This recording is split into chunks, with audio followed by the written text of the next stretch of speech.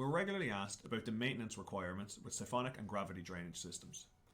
With a siphonic system, it's designed to be self-cleansing from 15% of the design capacity, meaning that anything that makes it through the inducer plate and the leaf guard on the outlet itself will drain the full way through the entire system.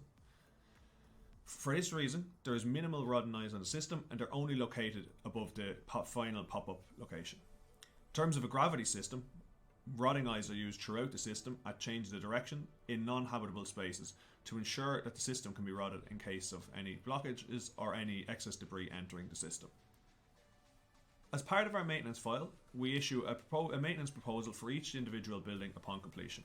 As per British standard and European norms, it's recommended that the building's rainwater system is maintained 4 times in the first year of use. This is to ascertain the site conditions and to see what sort of maintenance regime requires to be put in place from that point on. Typically, if a roof is being well maintained, there is minimal siphonic drainage maintenance requirements outside of ensuring the outlets themselves are kept free from excess debris to ensure the long-term performance of the systems.